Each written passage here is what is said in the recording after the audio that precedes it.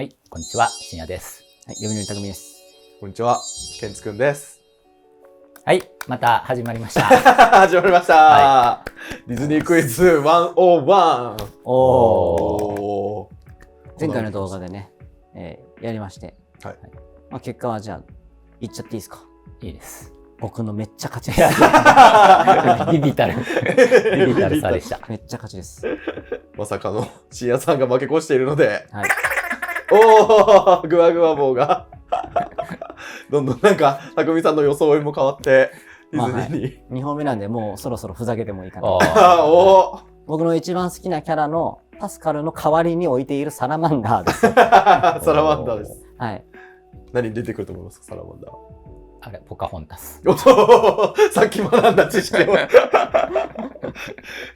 アナと雪の女王ですね。もう2らしいです、これ。そうです、2。僕2見てないんですけど、なんか、爬虫類。爬虫類好きですよね。はい。グワグワ棒は、匠さんはつかないですか？まあ、深夜さんに使うまでもないでしょう。本気出さないみたいな。じゃあ、これ本気のバロメーターだったんですね。そうです。じゃあ、深夜さんはもう本気モードということで。いや、もう。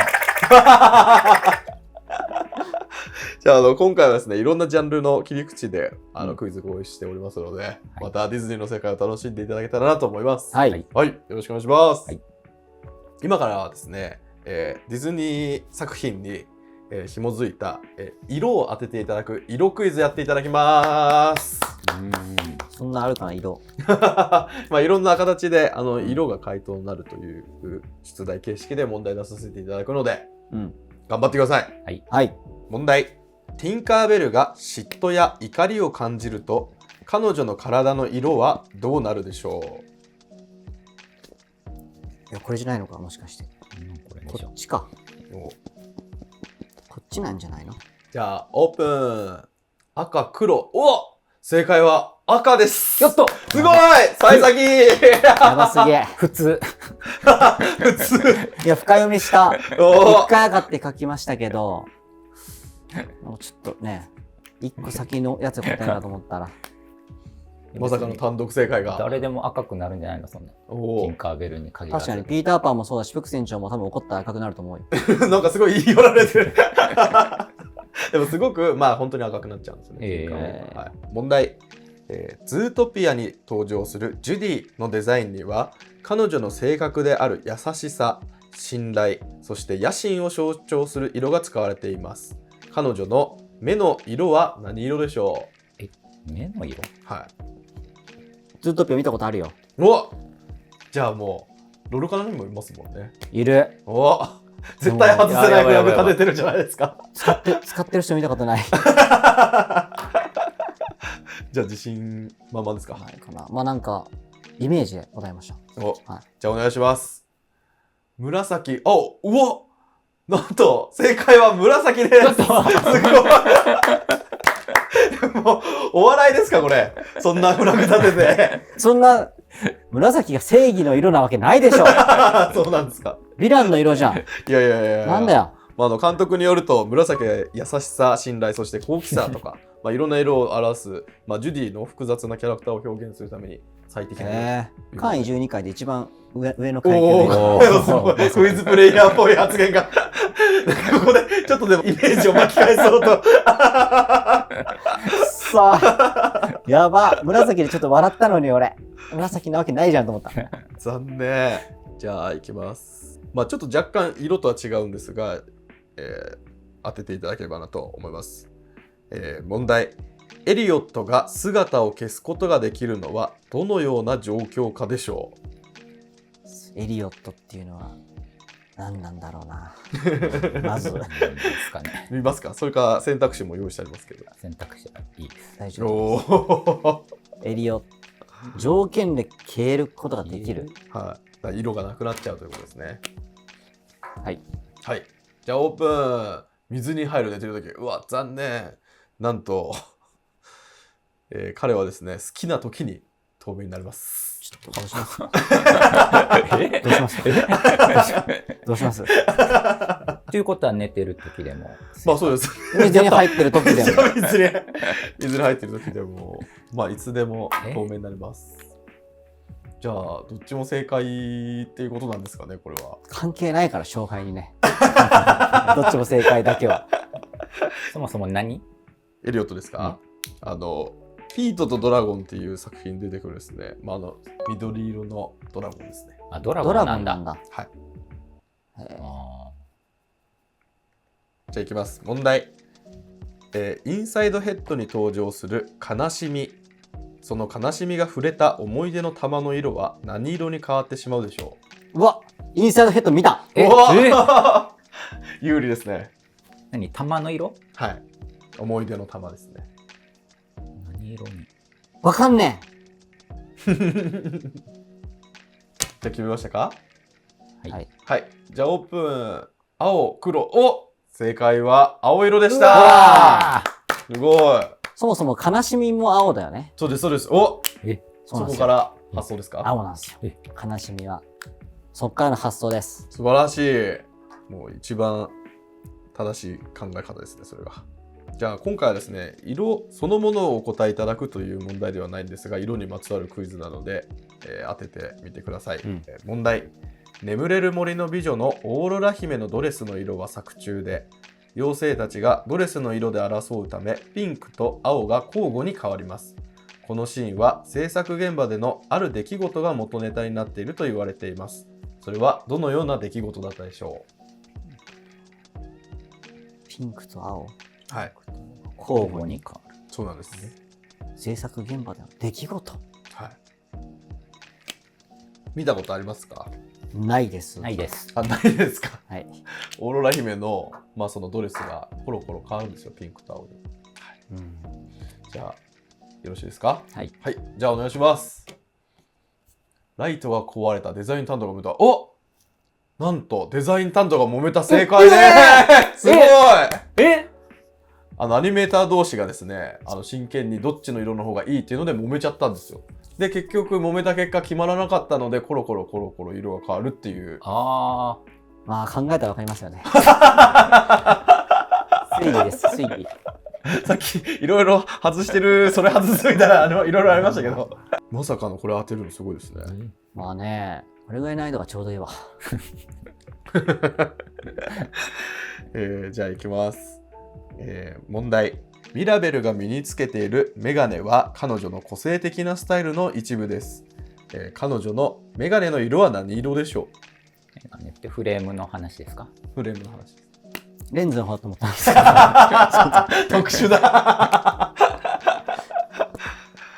ミラベル。ミラベル。ミラベル。もしかして見たことないですか？マダベル。まだめ。いいですか？じゃあお願いします。オープン。緑、赤。お、なんと正解は緑でした。マジかよ。どうやったらわかるんですかこれ。知ってました？いや、全ミラベル然何も知らないです。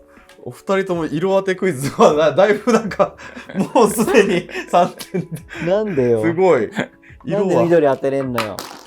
続きましてですね、ディズニー作品でいろんな数字が出てきたりだったりとか、いろんな何がどんだけあるんでしょうかみたいなことだったりとかっていうところで数字を当てていただくという数字クイズをやらせていただきたいなと思いますので、いいんですか？はい、ありがとうございます。範囲がすごいその広い、大きな数だったりする問題も中にあるので、もう今回は近い方を正解という形で、正解というか、ポイント入る、正解ではないですけど、という形で進めさせていただければなと思います。よろしくお願いします。お願いします。はい、問題。塔の上のラプンツェルの物語のクライマックスシーンで夜空に無数のランタンが舞う幻想的なシーンは圧巻ですが、このシーンで CG で描かれたランタンの数は最大でいくつに達したでしょう？数えますね。さすが呼びのりさん。もうガリレオ始まってる。デレデデレデデレ。すごい。テルミ推定でいきますね。お、すごい。クイズデータ知識がまた。よろしいですか？はい。じゃあ、オープン。1万ですか？はい。1万と300。いいんですか？変えていいんですか？ダメです。正解はなんと46,000でしたー、ということで、深夜さそんな飛んでんのあれ。ん、ものすごいんですよね。すごいだからあれ、本当にもうそう思って改めて見ていただけると、うわすごいなというふうにわかるんじゃないかなと思います。問題。カーズの主人公、ライトニング・マックイーンのレースナンバーは95ですが、こちらの95は単なる数字ではありません。なぜその数字が使われたでしょう。なんで95が選ばれたのか。マックイーンは分かりますか、深夜さんは。わかんない。でもカーズって車のやつでしょ。あ、そうです、そうです、そうです。の主人公なんで。はい。はいはい。なんで95なの？よろしいですか、うん、じゃあ、オープン。95年に作られた、最高速度を、95年に作られたっていうのは何がどの映画とか。何がですか？車とか。何が作られたんですか？まあまあ、いろんなものが。いやいやいやまあ、要するに95年にっていうことです。95の意味は。まあ、年そう、っていうことですね95年っていうことです。また、このやりとりで分かってると思うんですけど、匠さんは不正解で。どうしようかな。じゃあまあもう、正解でいいか。正解で。これはですね、ピクサー初の長編映画の、トイストーリーですね。ちょっと、トイストーリーが公開された1995年のそうで経緯を作られた。表してなんです。トイ・ストーリーが大事すぎるでしょ、それ。いやいや、まあそうなんですけど。うわ、完璧すぎる。嘘。いいんですか、これ。あまああまりにもお二人とも点が低いんで、結構まあもう努力点くらい。いや、でも結構合ってるじゃん、95年。まあそうですね。言います。映画、狐と猟犬ですが、日本で公開されたのは、東京ディズニーランドが開園したのを記念して公開となりました。その東京ディズニーランドが開園したのは一体何年でしょう？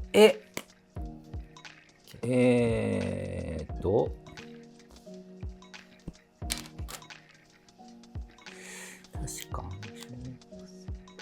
このぐらいかな。ふみさんは多分覚えやすいんで、今後は覚えられればと思いますけど。こんな感じだよ。じゃあ、オープン。1980年、1950年。残念。正解は1983年でした。ああ、一瞬思った。一瞬思った。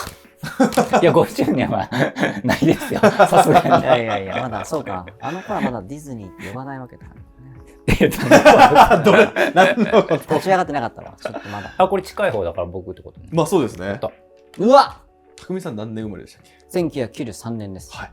ということは、 10年前。そうなんです。なるほど。そうやって覚えたらいいんだ。はい。そう覚えてください。もうもうこれで今後取れないことないんじゃないかなと。確かに、1983年。はい。はあ。問題。映画リトル・マーメイドに登場するアースラがアリエルに人間でいられる期間として与えた日数は何日でしょどういうこと？結構くれないとね。代償がでかいです。あ、そういうこと？もしかして多分何にもご存知ないかもしれない。あんま言わなきゃよかった。なんか小言が全部ヒントになってる可能性が。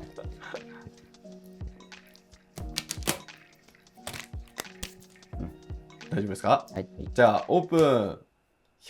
そんなに113。正解は3日でした。ということで、深夜さんに1点。人から歌声奪っておいて。3日でも厳しい。厳しい。問題。映画インサイドヘッドに登場する喜び。喜びはライリーの頭の中に最初に生まれた感情ですが、その時のライリーの年齢は何歳でしょう？さっき悲しみのくだりがあったと思うんですが、悲しみよりも前に喜びが生まれてるんですね。一体それは？あるよね。なんか、そういうシーンある。はい。赤ちゃんの頃からなんか始まっていって。そうです、そうです、そうです。あるよ。深夜さんはご存知ないですか？何もわからない。まあ一般的にでもまあいけるかもしれないですけど、じゃあオープン。06。なんと正解は0でしほた。だって、喜びの感情生まれた瞬間からきっとありますよ。笑顔とかあるから。おうしやさんは6歳そうですね。からってことですね。 6歳でした。じゃ小学校入学まで喜びの感情がなかったんですよ。あ、悲しいですよ、それ。悲しみが先に生まれちゃってるタイプのそれ人間の話、それ。人間の話です。人間か。あそこまで知らないから。まあ、その喜び、人間というかはもうその感情のお話なんです。感情の話そういうことそっからか。感情がキャラクターなの。そうなんですよ。そうですよ。怖っライリーちゃんっていう主人公の女の子の頭の中が物語の、まあ、基本的にこう、メインで出てくるような。はい。なので、いろんな感情のキャラクターが出てくるというようなお話になっております。問題。ミッキーマウスの手の指は何本でしょ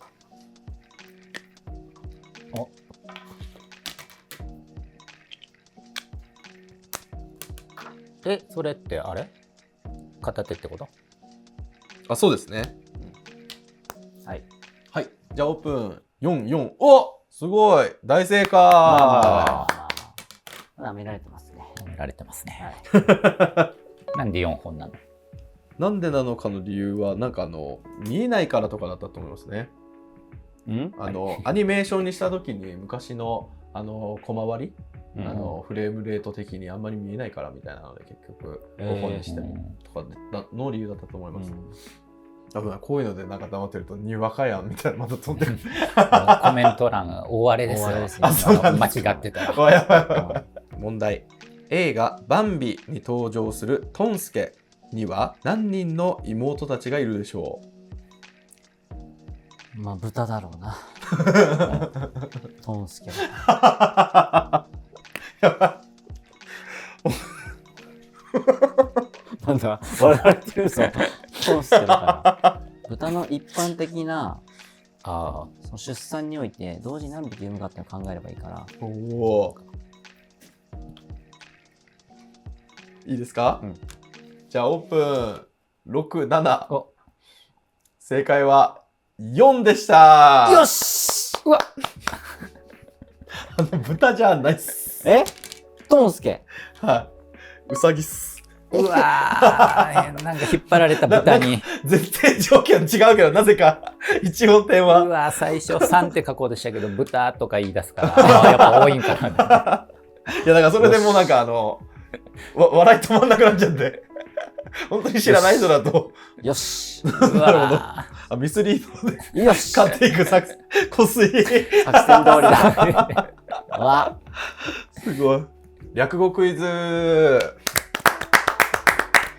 まあ、ディズニーに関連する略語を、まあ、僕がお伝えするので問題で。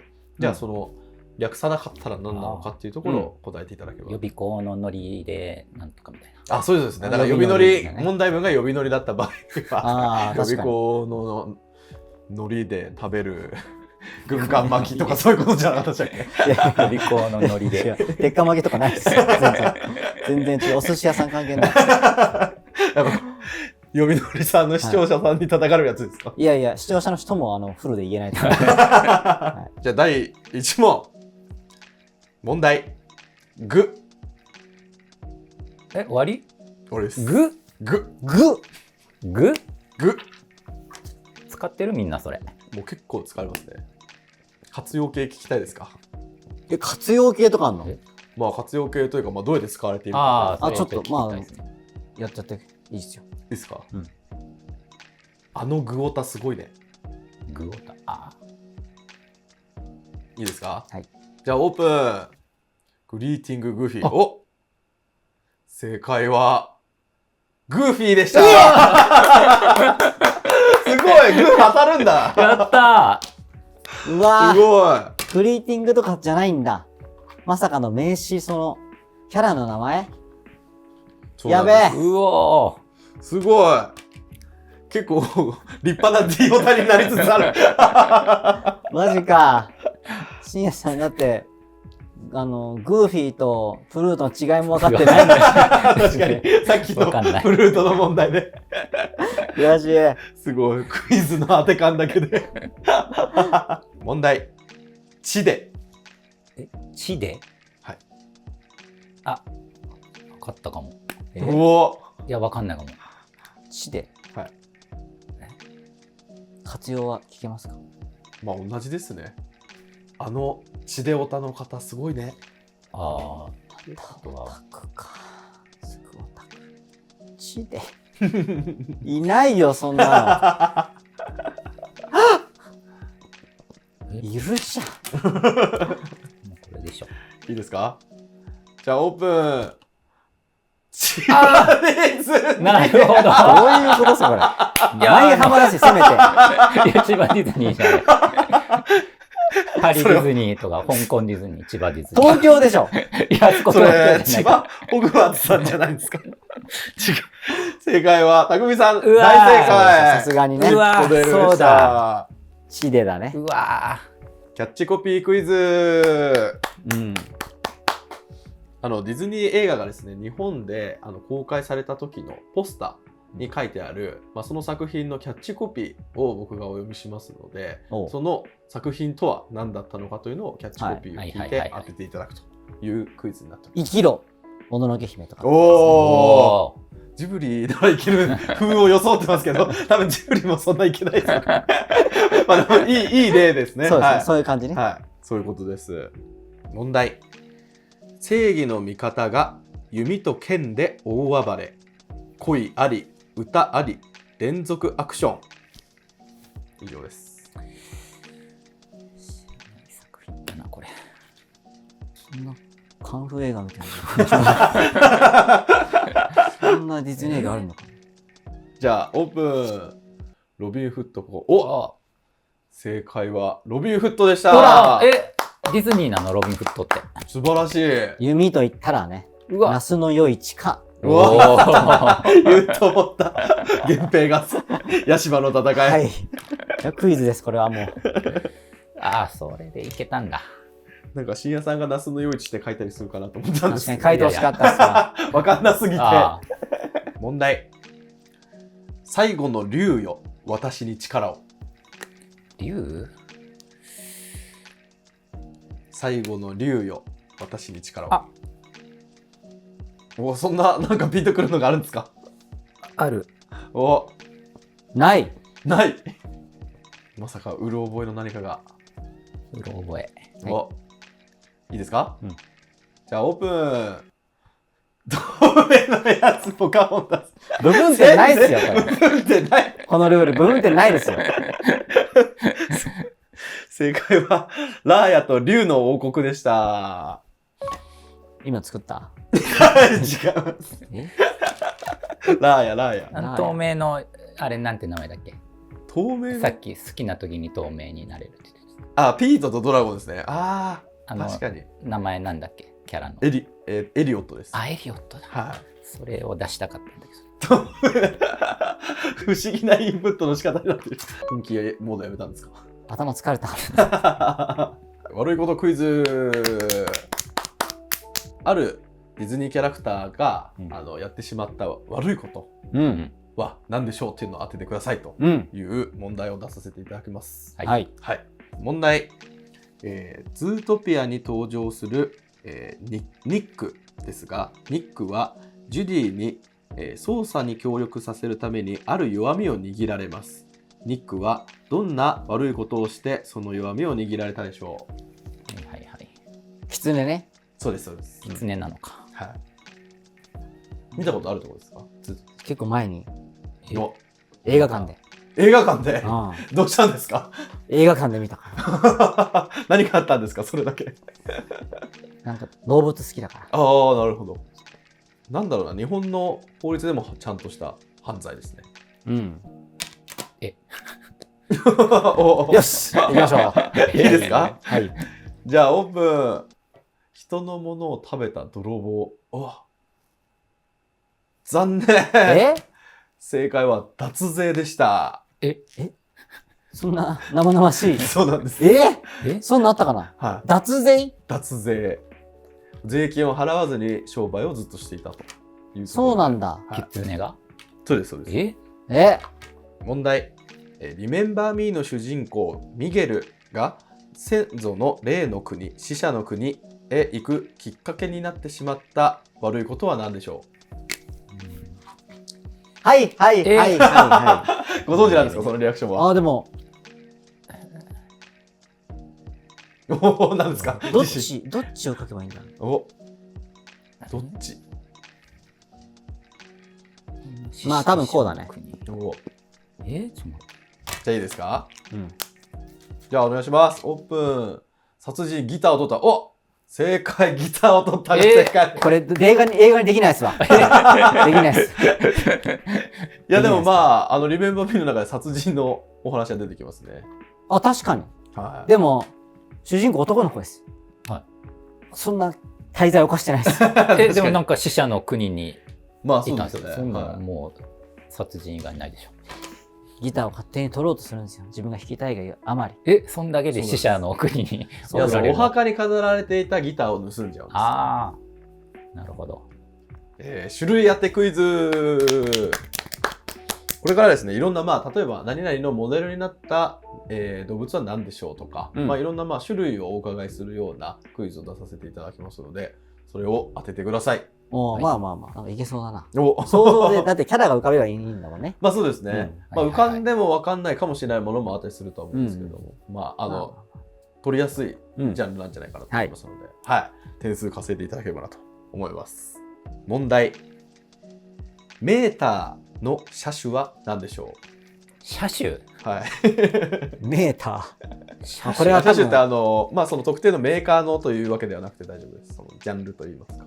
あああ。さすがにカーズでしょ、これ。お、ああ車種っていうのはみんな、だって、同じじゃん。こういうことかな。ひらめいた。深夜さんがすごいひらめいてそうでしたけど。ひらめいた。ひらめいた。ひらめいた。ひひらめいた。ひらめいた。はい。じゃあオープン。タクシー、消防車。タクシー。すごい。あ、違うんだ。残念。正解はですね、レッカー車でした。完確かに全ひらめいたのにタクシー。これはひらめいてる。ひらめいてる。ん。タクシーじゃん、メーターといえば。問題。イラスティガールは体をゴムのように伸縮させることができます。彼女はその能力を生かして様々なものに変形しますが、シンドロームの島から脱出する際に変形した乗り物は何でしょ乗り物か。まあ、英語でね、男性的がエラスティックなんで、う？おお。おそっから来てるんでしょう。まあヒーローなんで。うん。そう乗り物になるんだ。そうです。島から出るための。はい。うん、まあ簡単じゃん。まあゴムを伸縮させてっていうことなんゴですけども。ムを伸縮させて。はい。うん。ということはもう、これしかないわ。じゃあオープン。お、ボート、船。どうしよう。正解はゴムボートなんです。そうそう。まあそのゴムボートイメージ。いのことや、違う違う。これはもう、ほんとゴムボートの。同じでしょ。まあ、いっか。正解で。ありがとうございます。えありがとうございます。でも自分で漕げるわけじゃないんで、その足の速いダッシュっていう子供がもう水の上を走れるんで、自分がこうボートに変形して、その上に他の子供たち乗せて、ダッシュが後ろで走ってこう押すっていう。もう他力本願。問題。バルーがモーグリを人間の子として何の動物から守ろうとしたでしょう？バルーがモーグリを人間の子として何の動物から守ろうとしたでしょはいはいはう？何かの動物から狙われてるわけですね、モーグリが。うんい。モーグリがね。はい。人間の子なんで。その、なんだ、退職代行サービスみたいなやつなんだっけ、名前。なんですなんだっけ。モモーグリ。ーグリあ、モーグリだ。ごめんなさい。特定の企業名言うのはちょっと。案件ですか？違います。違います。お願いします。オープン。おお、神々。うわ、惜しいぞ。2人とも惜しいんですが、残念。正解は虎でした。うわ、トラもよぎった。あー、虎か。トラ出過ぎじゃないディズニー。そうなんですよ。確かにすぐ虎。しかもでもどちらも出てきますね。え、熊がバルーですね。そうだよね。あ、そうなんだ。はい。すご。そうだよね。はい。モーグリを見たことある育ててくれるのは狼なんですよ。グレーの熊だよね。まあグレー、そうですね、グレー。うん。ちょうど匠さんみたいな色のクマです。俺のどこのいや、じゃあ、よく。あ、そういうこと。問題。ジミニークリケットはどんな昆虫がモデルになっているでしょ地味にクリケット。地味にクリケットね。これでしょ。そんなパッとできるんですか？いや、イメージ。いいですか？うん。はい。じゃあ、オープン。バッタミジンコ。うわ、惜しい。正解はコオロギでした。うわ、惜しい。惜しい。いやいや。だって昆虫って言ってなかった昆虫って言いました。よく今日なんかちょいちょい問題文の聞き忘れみたいなのを感じますけど。問題。狐と猟犬に登場する猟犬のコッパーですが、彼はどんな犬の種類でしょはいはいはい。でも猟犬って言うからね。だからな。う？そうですね。猟犬といえば、猟犬って何だったっけ？全然思い浮かんでなさそうな顔してる。猟犬っていうのはね、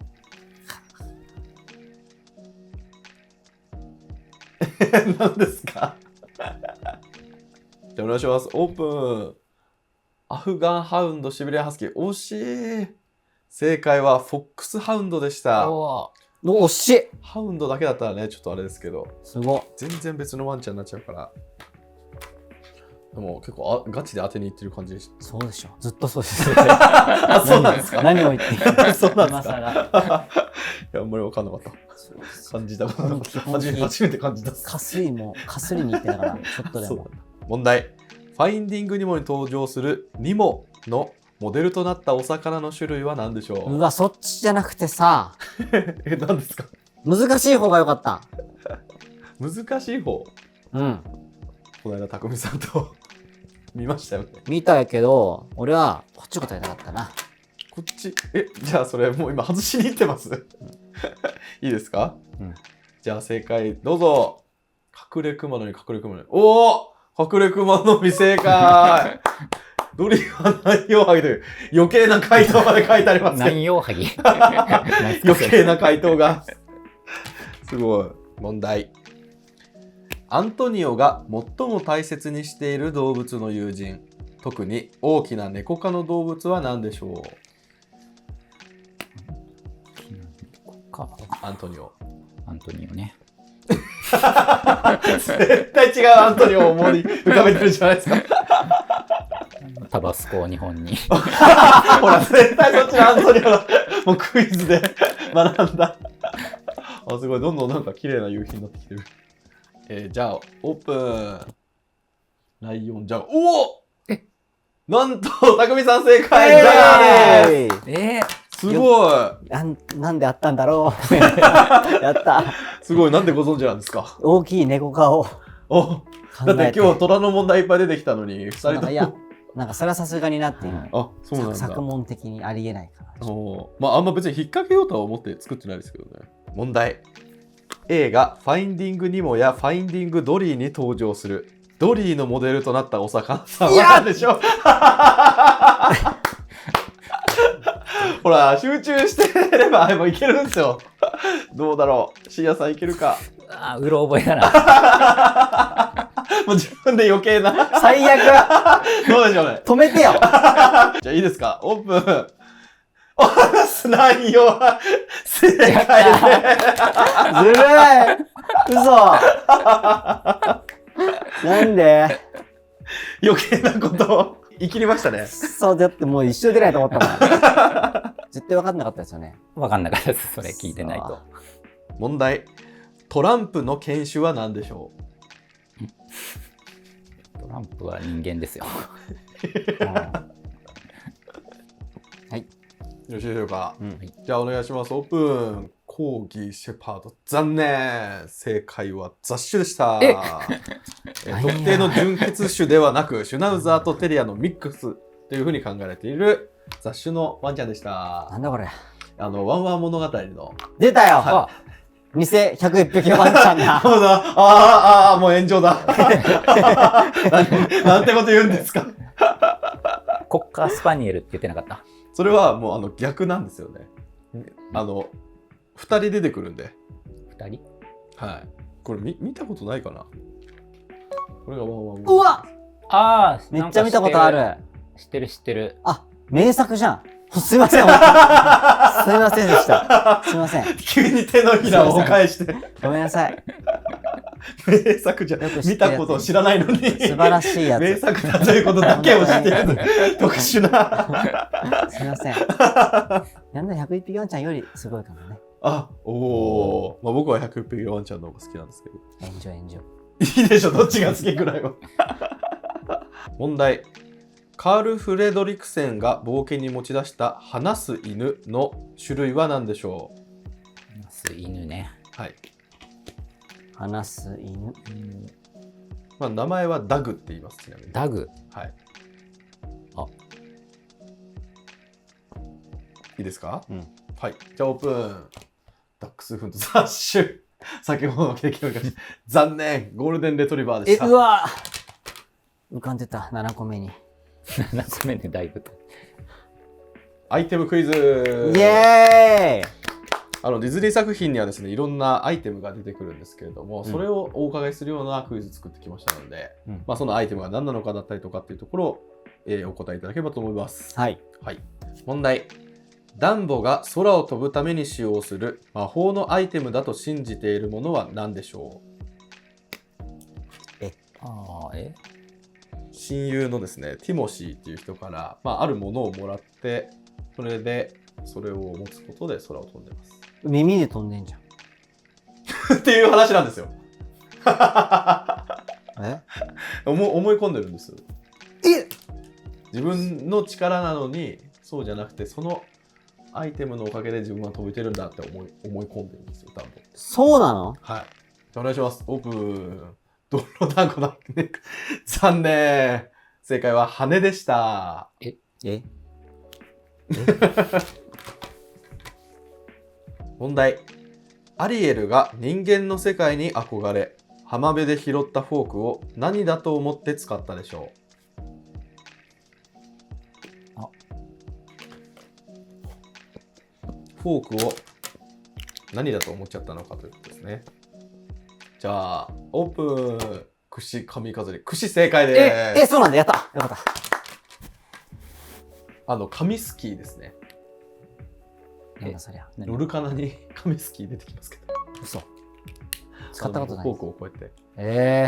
問題。ラフィキが儀式などで使う特徴的な杖には一体何がくっついているでしょうか？ラフィキはロルカナで使いますね。お、果敢が強いから、果敢が1コストで果敢がラフィキですね。強いんだけど。これですね。はい。なんかついてたかな。先端に何かがついています。先端ってどっちが先端？上ですかね。持ってたら上の方です。じゃあいいですか？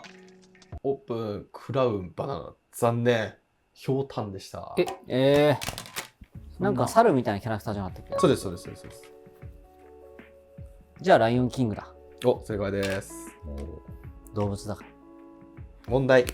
リトルグリーンメンが信仰している神様とは何でしょあいつね、グリーンメンって緑の。う？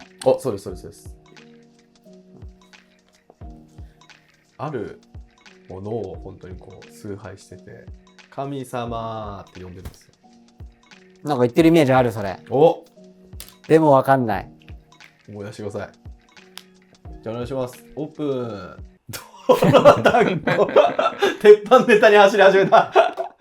残念でした。正解はクレーンゲームのクレーンでした。むずっ、そうなんだ。いわゆるクレーンゲームの中にリトルグリーンメンっているんで、外に連れ出してくれるこのクレーンですね。あれを神様だというふうに思い込んでいます。なるほど。そのシーン見たことあるぞ。お、そうなんですか。悔しいですね。なんかあんま悔しくなさそうです。問題。マッドハッターがいつも身につけている特徴的なアイテムは何でしょう？知ってるキャラは。よっ、そうなんですか？うん、俺も知ってるな。お、ロルカナいますもんね。いるけど、なんかつけてたかな。なんて？いつも身につけている特徴的なアイテムは何でしょ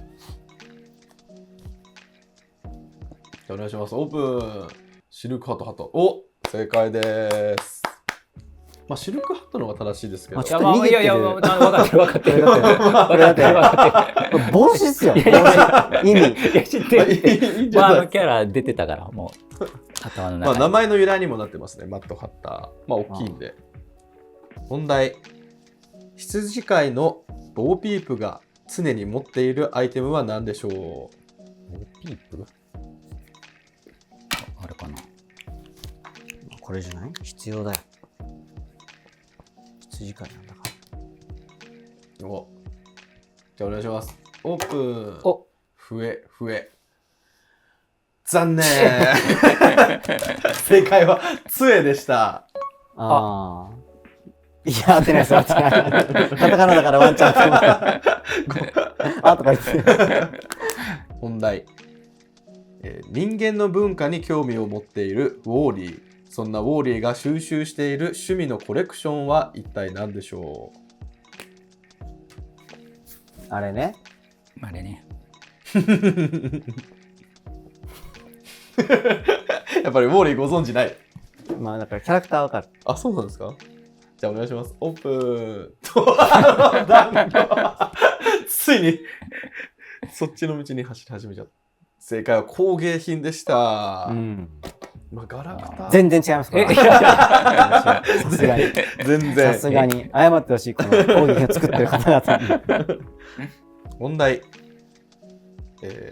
紳士的な装いをしているジミニー・クリケットがいつも身につけている彼のトレードマークともいえるアイテムは何でしょう？さっきのやつ、コオロギじゃん。コオロギだ。そうです。ジミニー・クリケット。身につけている。あ、まあ2つあるんですけど、常に身につけてるものが。まあ片方合ってるだけでも正解でいいですけど。じゃあお願いします。オープン。杖。ここに来て2人ともまた不正解です。2個言ってた。正解はシルクハットと傘でした。シルクハットちょっと浮かんでたけどな。シルクハットと強いかと思った。傘なんだ。症状クイズ。ですね、ディズニーの、まあ、いろんなキャラクターとかが、モデルというかですね、まあ、名前の由来になっている症状みたいなものがあるので、そのお名前をお伝えするので、それは一体何なのかというのを当ててください。はいはいはい。もうほらクイズじゃん、普通の。はい。問題。一つ目がシンデレラコンプレックスないしはシンデレラ症候群とは一体どんな症状でしょう？内容を答えるのね。はい。はい、じゃあお願いします。オープン。男性のリスナーは常に何かが待っている。お、深夜さん正解かな？まあ誰か、まあ王子様のような存在とかが自分の人生を変えてくれるのを待つという女性の潜在的な依存的願望のことでした。待ってないじゃないですか。待ってないもん。問題。自分の体が大きくなったり小さくなったり、時間が早く感じられたりする感覚の異常を伴う神経学的な症候群のことを何というでしょう？これなったことある、子供の時俺。あ、そうなんですか？うん。なんと。でもなんか子供の頃だと割とみんなありそうな感じするけどな。いいですか？はい。じゃあお願いします。オープン。ピーター・パンシーの。お、違いますね。正解。たくみさん大正解。それだ。不思議な国の症候群でした。習い事の先生の顔すごく大きく見えてる時ありました。へえ。はい。問題。ライオンキングのプンバが最も苦手としていることは何でしょう？これは症候群？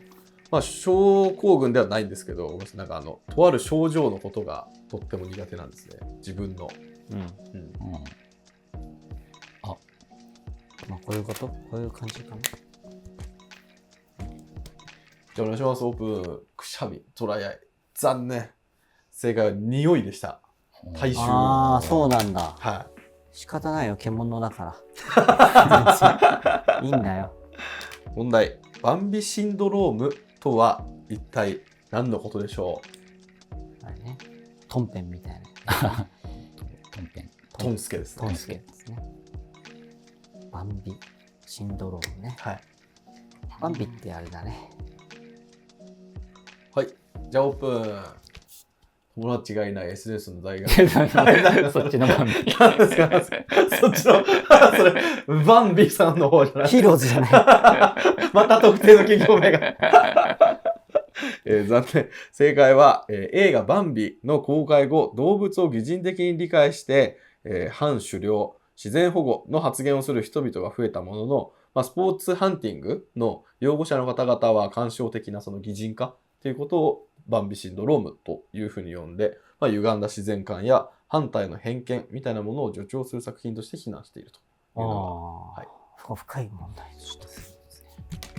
深くない答えにしちゃった。問題。トイ・ストーリーに登場するジェシーですが、彼女はあるトラウマを持っていて、彼女を屋外に踏み出すことを躊躇させます。それは一体どんなトラウマでしょうか。何々恐怖症というやつになりますね。外に出るのが怖くなっちゃうんですよね。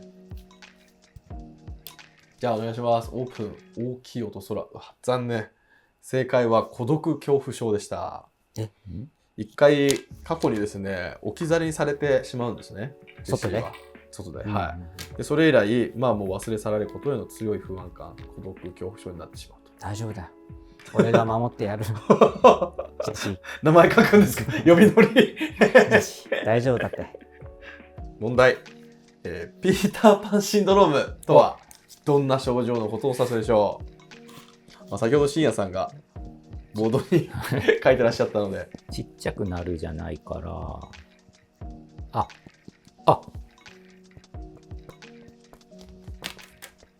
いいですか？じゃあお願いします。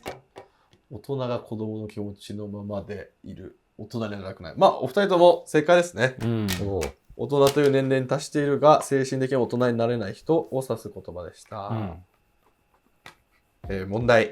ウェンディジレンマ、ないしはウェンディ症候群と呼ばれる、症状の概要は何でしょウェンディっていうキャラがいるんですか？そうです。ピーターパンに出てくる。ピーターパンと一緒に。有名なマダミスありますね。便利大人になってっていう。おお。ということは関係あるのかなあれ。ということはいいですか？じゃあお願いします。オープン。大人と子供どちらとして振る舞うか。早く大人になりたい。早く大人になりたい。残念。正解はですね、ピーターパン症候群と対になる概念でして、大人の男性、特にピーターパン症候群の人とかの世話を焼いてしまって、彼らの母親のような役割を演じてしまう女性のことです。むずい。なんか自己犠牲的で過保護になりがちでみたいな。なるほどね。はい。相手に尽くしてしまうという傾向があるというのが、ウェンディ・ジレンマでした。患者さんのことが好きになっちゃうのをナイチンゲール症候群って言いますけどね。出るかもしれないですよ、この後。いや、ディズニーじゃないです。職業クイズ。ここからは、早押しボタンを使っていただきまして、早押しで、ご回答いただければなと思うので、フリップはもう大丈夫ですと。はい。で、職業クイズですが、ディズニーで登場するキャラクターが、どんな職業なのかとか、何をしている人なのかみたいなのを当てていただければなと思います。問題。セバスチャンがトリトンの命令でアリエルに与えられた主な役割は何でしょう？召使い。どうしようかな。お目付け役なんですけど。そう、そういうこと。問題。映画シュガーラッシュの主人公ラルフがそのゲーム内で演じている悪役の職業は何でしょ壊し屋。う？建物を壊すのが職業なんですね。で、直すのがいるんで。問題。マイク・ワゾウスキーがモンスターズ・インク社でついている主な役割は何でしょう？ CEO。うわー、どうしようかな。これ、じゃあ問題が悪かった。でもモンスターズ・インクでだからダメだ。はい。モンスターズ・インクでって。じゃあ。社長。正解は、サリーのアシスタントでした。問題。音楽への情熱を持つジョー・ガードナーの職業は何でしょう？ピアニスト。バイオリニスト。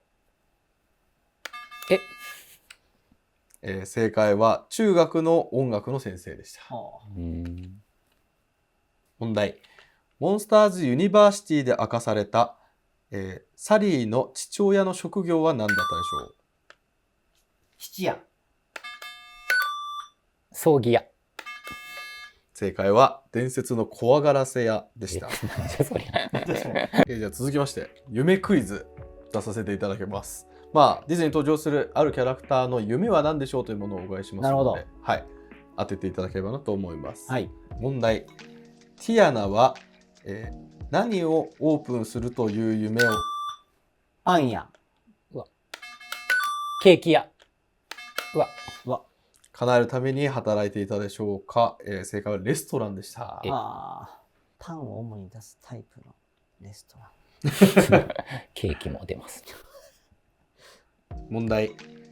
ジーニーが魔法のランプに閉じ込められる前に彼が願っていたことは何でしょう？世界中の人が笑顔に。ちっちゃくなりたい。正解は自由になることでした。かわいそうに。もうずっと閉じ込められてるんで、かわいそうや。自由になりたかったんですよね。問題。オラフが最も夢見ていることは？夏に元気に遊ぶこと。お、うわ、すごい。思った。サーフィンとかやりたいとか言ってた。終了。